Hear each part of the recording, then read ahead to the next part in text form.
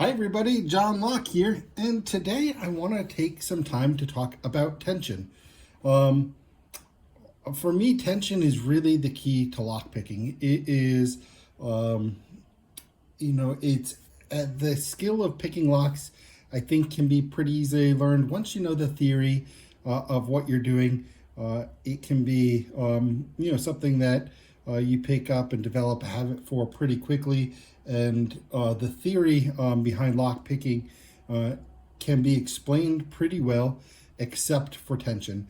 And the thing that makes tension so hard is it's hard to describe the amount of force you use. We have, different words and ways to describe that, but it's not, we don't talk about pounds per square inch, nor would that be helpful. And it varies dramatically lock to lock. And this weekend, these are 4 locks that I had been sitting on my desk for a long time. I was having very little luck with getting them open. Today over the weekend, I tried a lot of different things, and really heavy tension, much heavier than what I was calling heavy tension before that, is what was needed to open all 4 of these locks. And once I figured out the right tension, I didn't have much of a challenge with any of these locks. So yeah, today I wanted to kind of tackle what I think about tension, and just talk about that a little bit, because I think if you're learning about lock picking, this is the tricky part, is figuring out tension.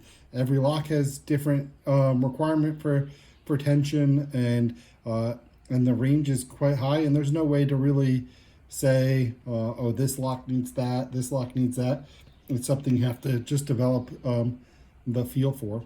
So let's just talk about tension in a couple different ways. First, let's talk about where we're applying tension. So yeah, I'll move these out of the way.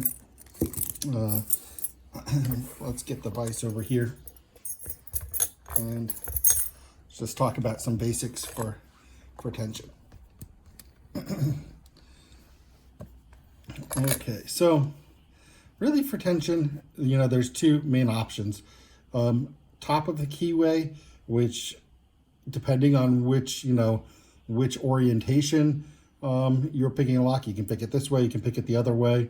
Top of the keyway refers to where the key pins are. So let's call that the top. The key pins are here. Now you can see my key pins are here. So top of the keyway is using tension from the top. In general, I like top of the keyway better. That's a preference of mine. But the reason that it's my preference is because I find top of the keyway to be completely out of the way of my picking. So, I have the whole keyway here to pick, stick my pick in and get leverage wherever I like. And the only way that maybe gets in the way is, it's right in front of the first pin. Sometimes when I'm trying to pick the first pin, it's got to get up really high. I'm doing this and lifting it, and every once in a while, my pick will hit the tension wrench and make it come flying out. That is my only challenge with top of the keyway, is just maybe it blocking a little bit of the access to the first pin, and sometimes knocking out the tension tool, losing all my progress with my pick. So that's top of the keyway, and I default to top of the keyway wherever I can. The other thing I want to say about just picking in general is, for me, I want to have a fulcrum point or something to lever off of. So when I am picking, I'm using this shelf here, right here, as a fulcrum point to lever the pick.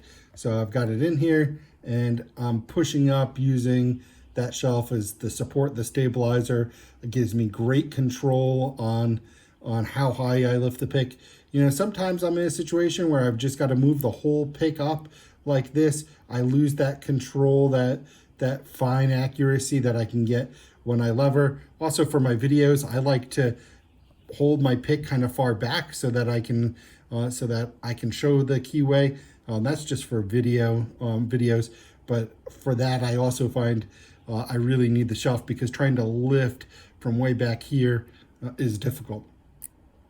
Also, another way to pick is from the bottom of the keyway. I also like doing that.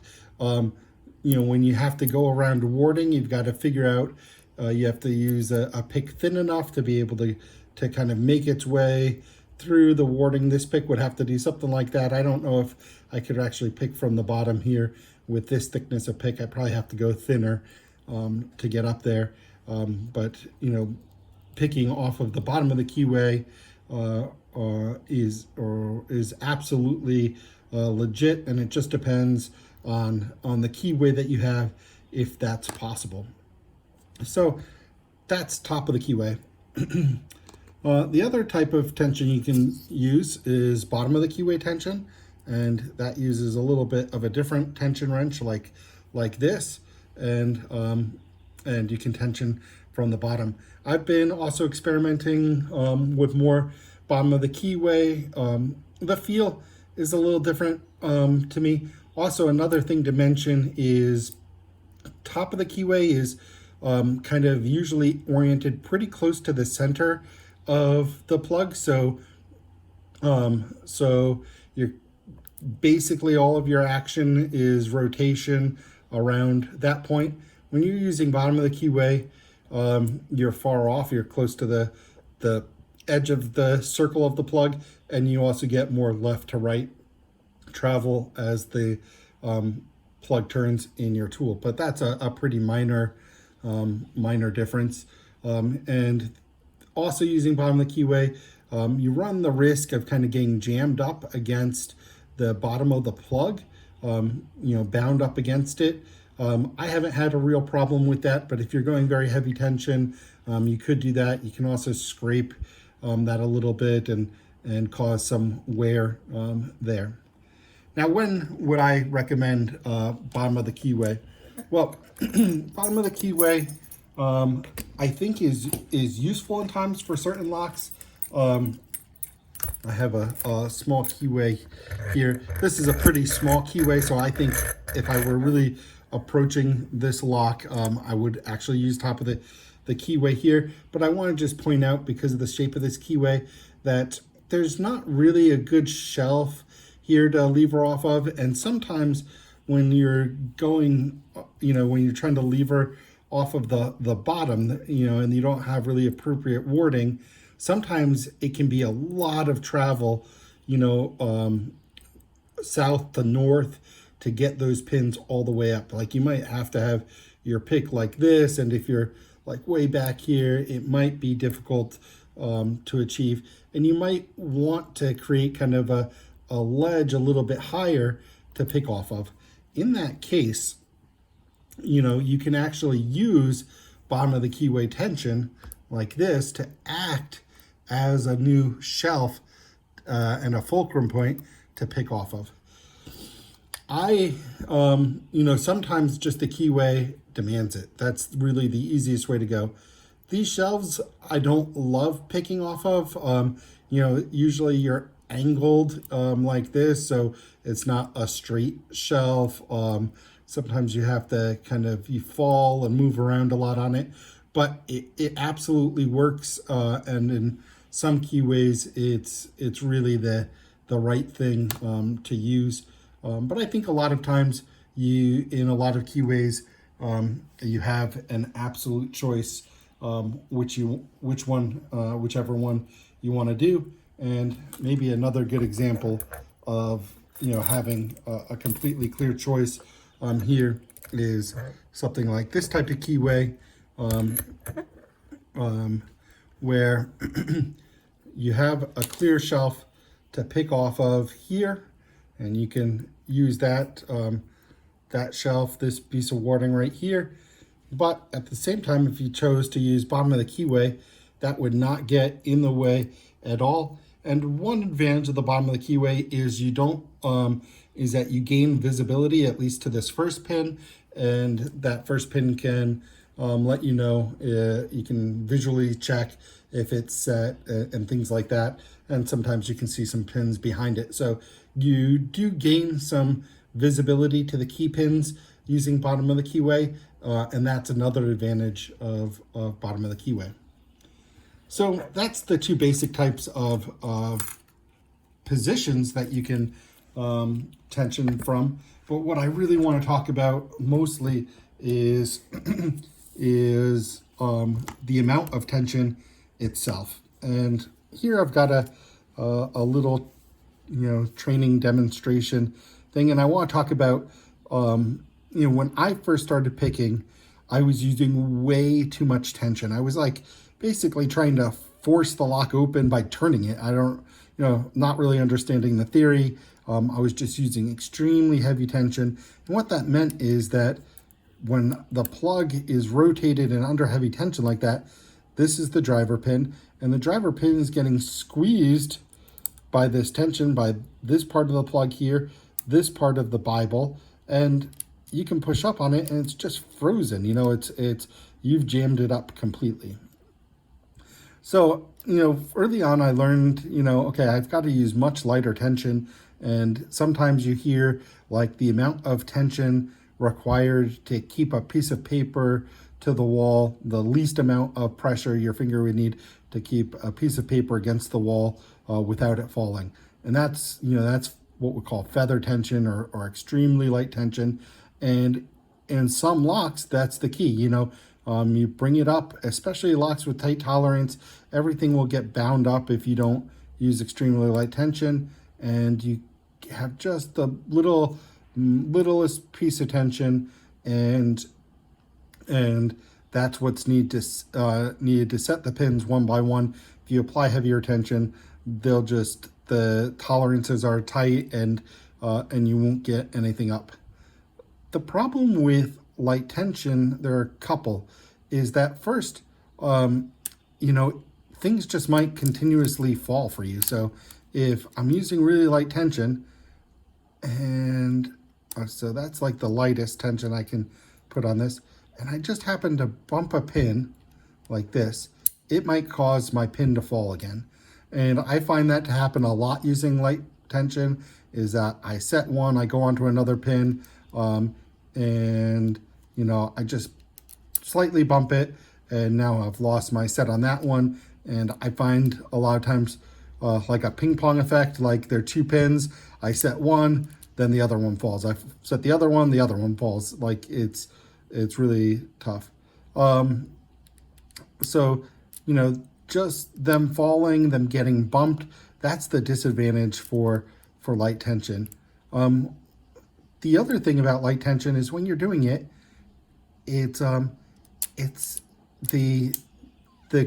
not a real pronounced click. It's really, because you're going so soft, it's a very minor thing between the pin being unset to it being set. I mean, you certainly can feel it like that. Typically also, you can feel it in the key pin that it can't move forward. It's kind of set to there, but it's not these loud clicks that like really let you know. There's not a sharp feedback. And with heavier tension, you can get a nice click. It's real pronounced, it's dramatic, and you can be really certain that it's set. So, it's a balancing act, and I don't have any advice to give you on which lock needs which tension or whatever. But in general, I would say that if you're having a hard time picking open a lock, then the right thing or one thing to absolutely try is your assumptions about the tension that the lock needs. If you feel like everything's binding and you can't really lift pins, you probably have too much tension. If you feel like everything is falling down or you can't get pins to set, try some heavier tension. And when I say there's a wide range of tension, let me also show you kind of what I I mean with the lock. I mean, it's really hard to describe how much tension I'm giving, but yeah, let me try my best here. I'll put this back in the vise, and this is a lock. Like I said, I was having a whole lot of problems opening for a while until I started with heavier tension. So, you know, when I was going light tension, and let me move up to my finger so you can kind of see that as well in the shot. There we go. Yeah, I think that would be helpful.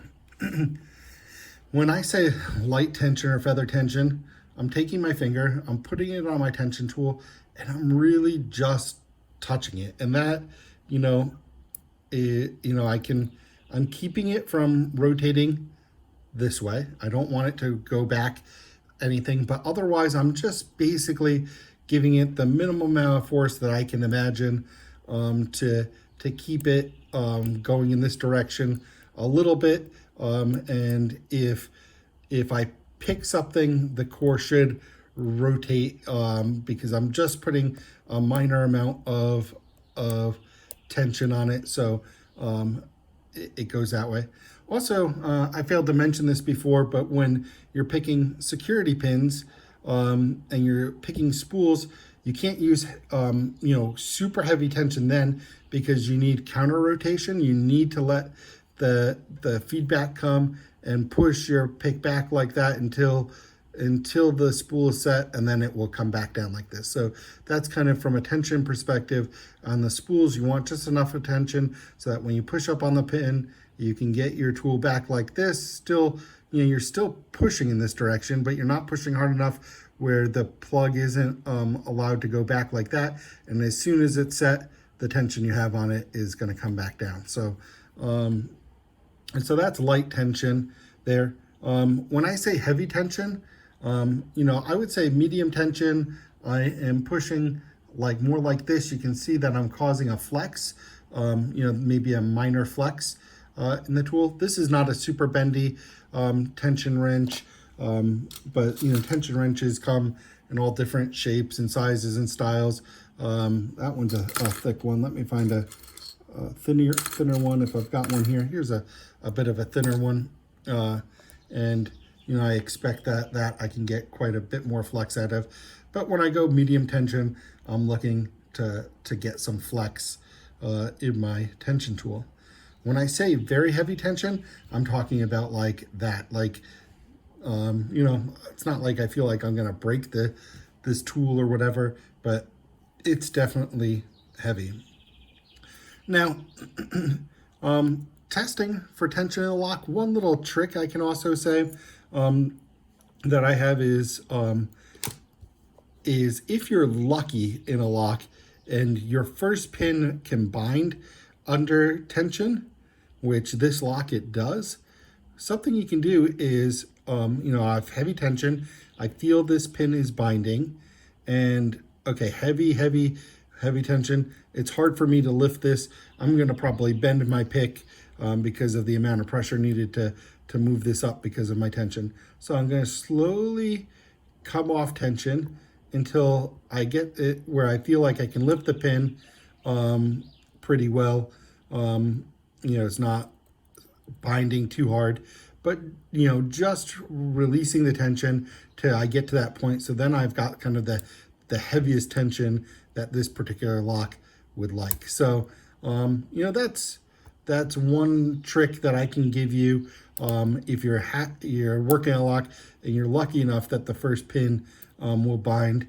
You know, I like the first pin beat just because you can see it visually, even, you know, with top of the Keyway. You can go for any pin. I mean, you can use this trick for any pin. You can find, you know, your first or a binder and just, you know, go start with really heavy tension and release off of it until you get to a tension where you feel like, okay, the pin's moving now. It takes a little effort for it to move up, but I can pick like that and then keep that tension for the rest of the lock. So yeah, those are my tips on tension. I think it's an important topic. I know this has been a long video, and I think that's really everything that I wanted to convey. But tension is absolutely the key to lock picking, and once you figure that out, then I think you can be in very good shape. And I would say as you progress, I mean, I went from really heavy tension, and then I started picking locks with high tolerances. I was going really light, and like I said, these locks were sitting on my bench for a while, and I was really struggling with them. And it's just kind of coming back to basics and figuring out the right tension. And now I would say I'm leaning towards the heavier tension as being the key for me to opening locks that I was really struggling with. All right, guys. Well, I hope that was helpful. Yeah, I'd be interested to hear your feedback in the comments. I really, I'm new at lockpicking. I am not, an expert. I'm not trying to represent that in any way. I'm just talking about what I'm learning as I go along, and I'm completely open to the idea that I'm telling you guys the completely wrong thing, or that I don't know what I'm talking about. I'm just saying what works for me right now. So if you have any tips, opinions, things you think I got wrong, I am super eager to hear about that. That's how we all learn. So if you have anything, please put it in the comments. And with that, I'll say thanks for watching. Have a great rest of your day. Have a great rest of your week. And I hope to see you in my next video. Bye for now.